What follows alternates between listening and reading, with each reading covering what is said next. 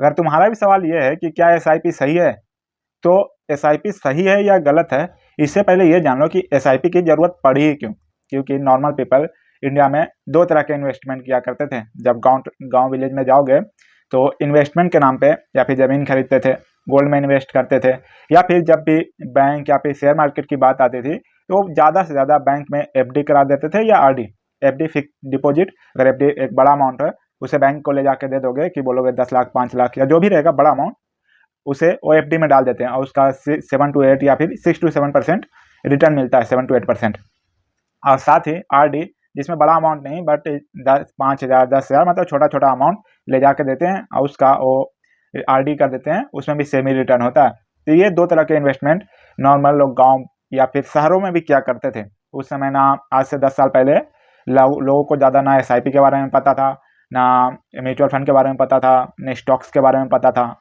But हुआ क्या कि ये दोनों इन्वेस्टमेंट 7 to 8%, और 7 to 8% मीन्स इतना तो हमारा वो इन्फ्लेशन है। अगर 10 लाख तुम डाले हो 5 साल के लिए, अगर वो 5 साल बाद वो 15 लाख भी बन जाता है 10 लाख तुम्हारा, तो जो वैल्यू रहता है एफडी का पैसा 5 साल निकालने के बाद 15 लाख, वो तुम्हारे 10 लाख के ही बराबर रहता है। जितना तुम डाले हो उतने का ही बराबर होता है। इसमें अच्छा ये होता है कि तुम्हारा पैसा इन्फ्लेशन के कारण कम नहीं होता, घटता नहीं है, उसकी वैल्यू कम नहीं होती, बट वैल्यू बढ़ती भी नहीं है। जितना पैसा तुमने बैंक में डाला है पैसा सेफ रहेगा, बट उतना ही रहेगा। एफडी ये सब के एक और भी है कि तुम कितना भी डालो, 5 लाख 10 लाख 15 लाख 20 लाख, जब भी तुम्हारे उसके नुकसान होगा तो वो कितना क्लेम करते हैं पता है? सिर्फ 5 लाख ही सेफ रहता है। तुम्हें पता है या नहीं? तुम कितना भी पैसा डालो तुम्हारा पैसा सिर्फ 5 लाख ही रहेगा। अगर बैंक को कुछ हुआ, बैंक करप्ट हुई, तो 5 लाख ही मिलेगा तुम्हें रिटर्न में। भले ही तुम 50 लाख एफडी में डाल के रखे हो, सिर्फ 5 लाख ही रिटर्न मिलेगा अगर बैंक को कुछ हुआ तो, बैंक करप्ट हुआ तो। अब बैंक करप्ट होता रहता है, कई सारे तुमने न्यूज़ सुना होगा कि बैंक शट डाउन होते हैं, तो उसके में इन केसेस में सिर्फ 5 लाख ही तुम्हें रिटर्न मिलेगा। मतलब सेफ यहाँ पे भी नहीं है, बैंक भी बंद होते हैं। सेकेंड आता है कि भाई कि अमाउंट तुम्हारा बढ़ेगा नहीं, घटेगा भी नहीं, बट बढ़ के भी कुछ बड़ा अमाउंट नहीं मिलेगा।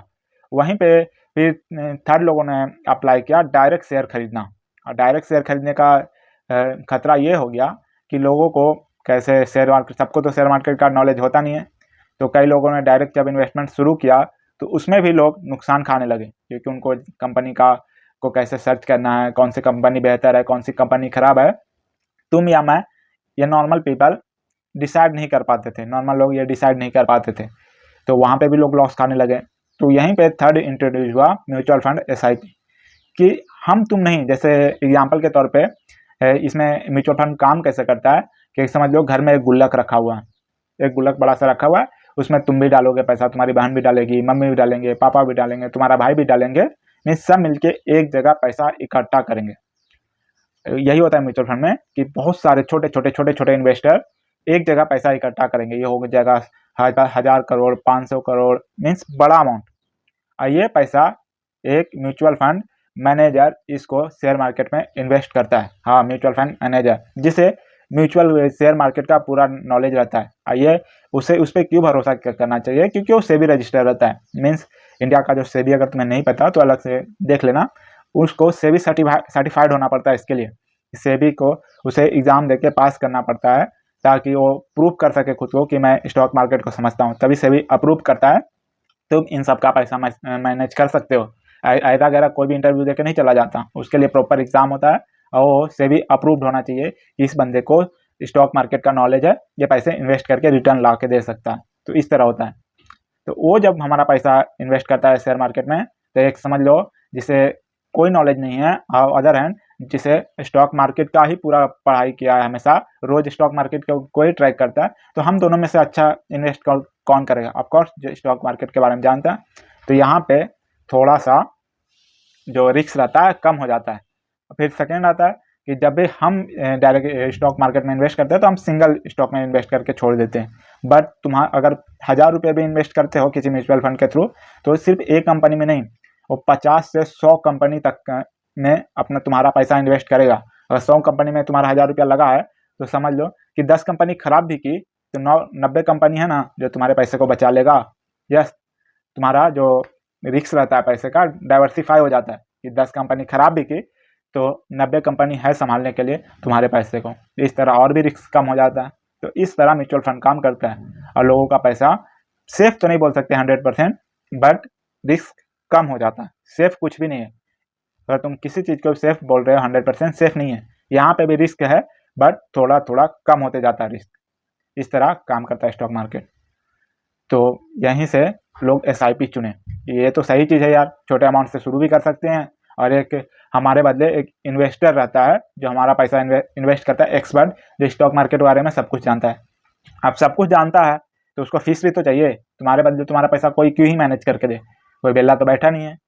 तो इसके बदले वो फीस लेता है। अगर तुम इंडिविजुअल अगर पर जाओगे तो भाई स्टॉक मार्केट के बारे में पढ़ा है इतना, उसने खुद को प्रूफ किया है, तो लाखों का फीस उसका रहता है। तो तुम अकेला नहीं दे सकते। जब तुम 1000, 2000, 5000, 10,000 लोग पैसा इन्वेस्ट देते हैं, जैसे गुल्लक वाला एग्जांपल दिया, तो उसमें से एक छोटा सा अमाउंट 1000 करोड़ अगर इन्वेस्ट कर वो मैनेज कर रहा है, तो उसमें से अगर वो छोटा सा अमाउंट लिया तो जाएगा तो सबके जेब से छोटा छोटा 5-10 रुपये तुम्हारे पैसे से भी जाएगा, बट उसके पास जाते जाते बड़ा अमाउंट हो जाता है।